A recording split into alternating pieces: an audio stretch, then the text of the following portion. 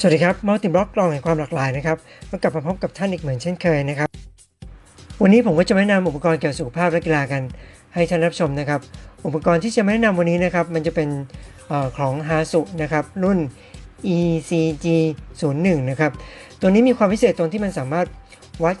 คลื่นไฟฟ้าหัวใจได้ด้วยนะครับเดี๋ยวเรามาพูดถึงสเปคกันก่อนแล้วกันนะครับสเปครุ่นนี้นะครับเป็นจอ OLED นะครับขนาด 0.96 น้ำหนักอยู่ที่ 23 กรัมนะครับรองรับบลูทูธ 4.0 นะครับสามารถสแตนด์บายได้ถึง 10 วันนะครับส่วนการใช้งานอื่นๆทั่วไปนะครับอยู่ได้ที่ 5-6 วันนะครับส่วนความสามารถการกันน้ำนะครับของสเปครุ่นนี้นะครับอยู่ที่ IP67 นะครับแต่จริงๆแล้วขอแนะนำว่าแค่ล้างมือล้างหน้าโดนฝนน่าจะดีที่สุดนะครับส่วนการใช้งานของแอปนะครับตัวนี้รองรับ iOS 8.2 ขึ้นไปนะครับส่วน Android 4.4 นะครับฟังก์ชันการใช้งานหลักๆของ Smart Band รุ่นนี้นะครับก็จะเป็นเรื่องของการวัดคลื่นไฟฟ้าของหัวใจนะครับซึ่งที่กำลังเห็นอยู่ในวิดีโอตอนนี้นะครับก็คือเป็นการวัดคลื่นไฟฟ้าหัวใจนะครับการวัดคลื่นไฟฟ้าหัวใจนะครับจะวัดได้2แบบนะครับจะวัดจากตัว Smart Band ที่ทำอยู่ตอนนี้นะครับแล้วก็อีกแบบหนึ่งก็คือเราก็วัดจากตัว Smart Band เหมือนกันแต่ว่าต้องไปดูข้อมูลในส่วนของแอปนะครับในแอปเนี่ยจะแสดงข้อมูลที่ค่อนข้างจะละเอียดมากกว่าตัวของ Smart Band นะครับก็คือใช้คู่กันนะครับเนี่ยครับเขาจะบอกว่าให้ไปที่แอปนะครับในส่วนการวัดคลื่นไฟฟ้าหัวใจนะครับผมจะคุยอย่างละเอียดอีกครั้งหนึ่งนะครับในช่วงตอนท้ายของวิดีโอนะครับแล้วก็มีวิธีการเทสให้ดูด้วยนะครับส่วนตอนนี้เรามาดูฟังก์ชันหลักตัวต่อไปกันต่อนะครับฟังก์ชันนี้เป็นการวัดอัตราการเต้นหัวใจนะครับซึ่งฟังก์ชันตัวนี้เนี่ยเป็นมาตรฐานหลักๆในของ Smart Band ไปแล้วก็ว่าได้นะครับการทำงานในส่วนของการวัดอัตราการเต้นหัวใจนะครับก็ถือว่าออกมาได้ค่อนข้างจะน่าพอใจนะครับก็คือมันจะออกเป็นเรียลไทม์สักระยะหนึ่งนะครับเนี่ยครับมันก็หัวใจจะเต้นไปเรื่อยๆนะครับฟังก์ชันตัวต่อไปก็จะเป็นเรื่องของการวัดความดันนะครับการวัดความดันเนี่ยผมเคยพูดในส่วนของ Smart Band หลายๆตัวแล้วนะครับว่ามันยังไม่ตรงเหมือนกับของโรงพยาบาลหรือของคลินิกนะครับถ้าเกิดมีปัญหาเรื่องการวัดความดันจริงๆแล้วเนี่ยแนะนำให้ไปซื้อในส่วนของอุปกรณ์วัดความดันมาตรฐานจะดีกว่านะครับตัวนี้เป็นแค่เพียงตัวช่วยระดับหนึ่งเท่านั้นเองแต่ว่าจากการที่ผมลองวัดเนี่ยกับตัว Smart Band หลายๆรุ่นเนี่ยตัวนี้ค่อนข้างถือว่าทำได้ดีเลยฟังก์ชันหลักตัวต่อไปก็จะเป็นเรื่องของการวัดอุณหภูมินะครับต่อไปเดี๋ยวผมจะลองเทสเรื่องของการวัดความดันนะครับว่า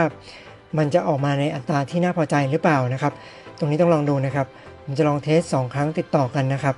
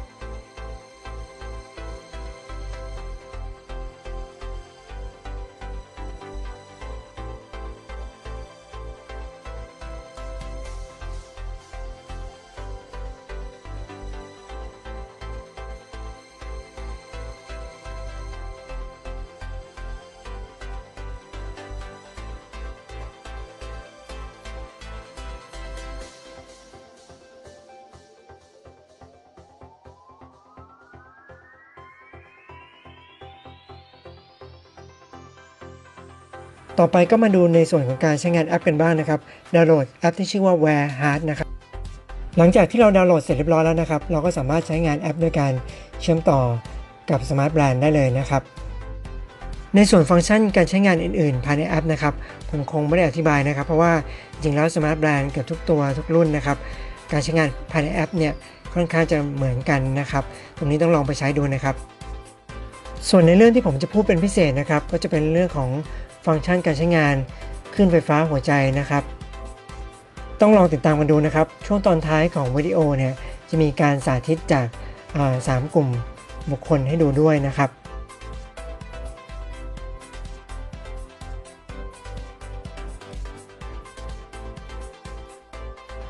ตอนนี้ผมก็เข้าในส่วนของฟังก์ชันการวัดคลื่นไฟฟ้าหัวใจกันแล้วนะครับตรงนี้เนี่ยเพียงแค่เราเอานิ้วแตะตรง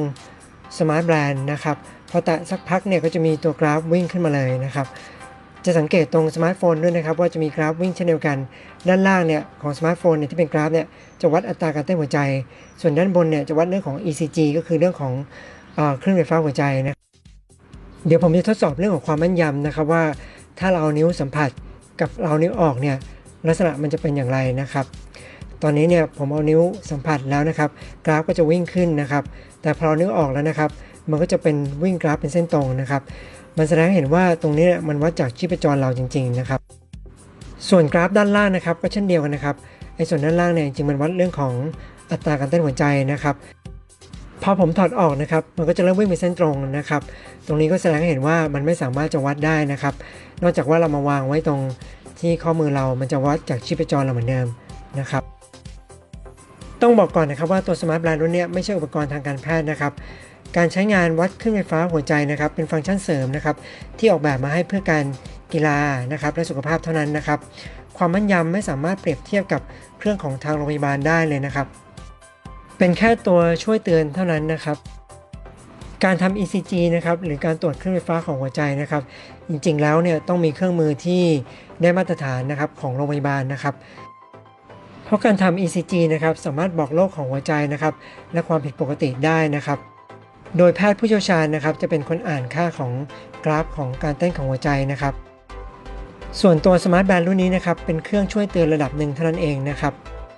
จริงๆแล้วนะครับหากคุณมีความผิดปกติของหัวใจนะครับควรจะหาเวลาเข้าพบแพทย์นะครับเพราะการทำ ECG นะครับหรือการตรวจคลื่นไฟฟ้าของหัวใจนะครับจะไม่เจ็บนะครับไม่เสียเวลานะครับคุณนอนบนเตียงเจ้าหน้าที่ก็จะเอาขั้วไฟฟ้าเนี่ยมาติดที่แขนนะครับขาและหน้าอกนะครับหลังจากนั้นจะตรวจกระแสไฟฟ้านะครับหัวใจเนี่ยใช้เวลาไม่ถึง 5-10 นาทีเท่านั้นเองก็เสร็จแล้วนะครับ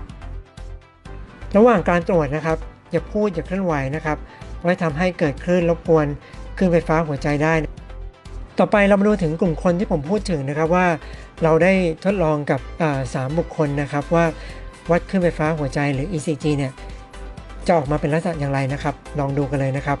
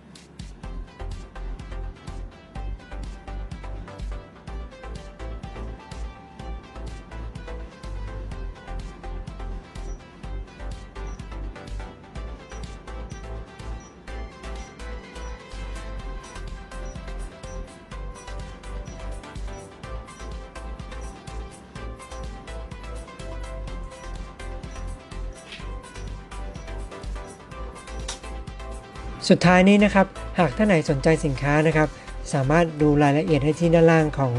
ลิงก์วิดีโอชุดนี้ได้เลยนะครับวันนี้ขอบคุณมากๆนะครับสำหรับการรับชมหากผิดพลาดประการใดผมต้องขออภัยไว้ณที่นี้ด้วยนะครับ ขอบคุณมากๆครับสวัสดีครับ